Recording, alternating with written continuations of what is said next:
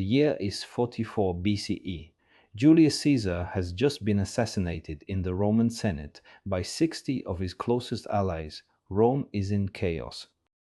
The most powerful military figures in the world are all positioning for control of the greatest empire on earth. And somehow, the person who ends up winning all of it is an 18-year-old kid with no army, no allies in Rome, and no personal military record to speak of. By the time he is done, he will become Augustus Caesar, the first and arguably greatest emperor in Roman history. How on earth does that happen? To understand this, you need to start with Caesar's will. When Mark Antony read the will publicly, three things shocked everyone. First, Caesar had stipulated that upon his death, every Roman citizen would receive 3 months of a soldier's wages. That was an enormous sum. Second, Caesar had not named Mark Antony as his heir. Instead, he named a virtual unknown, his great-nephew, a young man named Gaius Octavius. Third, among the secondary heirs listed was Decimus Brutus, one of the men who had literally helped plan Caesar's assassination. This will turn the entire political situation upside down. Mark Antony was furious. He refused to even meet with Octavian when the young man arrived in Rome. What followed were 15 years of the most brutal and complex political maneuvering in ancient history. In 44 BCE, the field was stacked against Octavian. Decimus Brutus controlled Gaul with a massive army. Marcus Brutus and Cassius were in the Roman East with the largest Roman army ever assembled, around 100,000 soldiers. Mark Antony had his own forces. Lepidus commanded yet another army, and Cicero controlled the Senate and was trying to play every faction off against each other. Octavian had none of these things. No army, no legal authority, no reputation as a soldier. Most people expected him to be quickly sidelined or killed.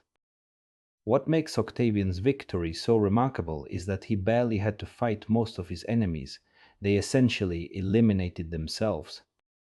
Marcus Brutus and Cassius were paralyzed by guilt. They had killed Caesar because they feared he wanted to become king, but after Caesar's death, they realized Caesar had never protected himself the way a tyrant would. He had kept no bodyguard, accepted no protective measures, trusted everyone completely. That meant their fear had been wrong, and if their fear was wrong, their act was not liberation, it was murder. This realization froze them. Marcus Brutus refused to march when he could have helped his allies, knowing that to move an army toward Rome would make him look exactly like the tyrant he claimed to be fighting against. Mark Antony self-destructed in a different way. Desperate to prove he was Caesar's rightful heir, he tried to complete Caesar's unfinished plans. He invaded Parthia and lost badly. Then he fell in love with Cleopatra, divorced his wife, who happened to be Octavian's sister, and wrote a will leaving Roman territory to his children by Cleopatra.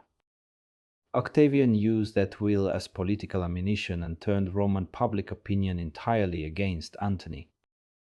Lepidus tried to challenge Octavian once and simply watched as his own soldiers walked over to Octavian's side because Octavian carried Caesar's name and Caesar's legacy. Octavian was not the military genius. He was not as charismatic as Mark Antony. He was not as brilliant a speaker as Cicero. He lost several battles. His greatest military victories were actually won by his general Marcus Agrippa. What Octavian had was something different. He believed, completely and without reservation, that he was the rightful heir to Julius Caesar's mission. Not just his money and his name, but his purpose. Caesar had wanted to restore the Republic, to make it function again for everyone, not just the elite. Octavian believed he had a duty to finish that work. And because he believed it, his soldiers believed it. Because he believed it, Marcus Agrippa trusted him. Because the Roman people believed Caesar, they transferred that love onto Caesar's son. Caesar's assassination did not end his myth. It made it unstoppable. While Caesar was alive, the Roman people both loved him and feared he wanted to become king. That fear allowed his enemies to act, but the moment he was killed and his will was read, the doubt vanished. In its place came overwhelming guilt and devotion. Any person who stepped too aggressively to claim power now looked like exactly the kind of tyrant Caesar's assassins claimed they were trying to prevent.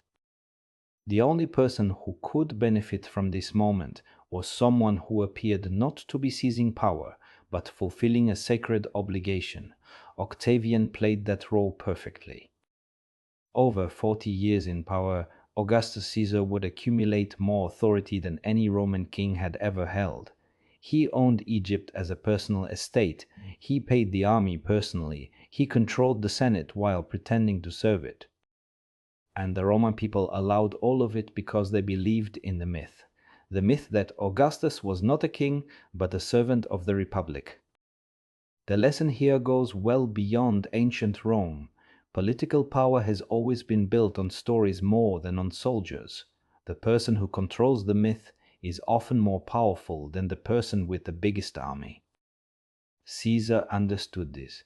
He was a mythmaker before he was a general, and Octavian inherited not just Caesar's money and title, but his ability to embody a story that made people feel part of something larger. We are not so different today. Every political leader who captures a nation's imagination is doing a version of the same thing. The question worth asking is what myth you are being asked to participate in, and who actually benefits from it. Subscribe and we will keep pulling back the curtain.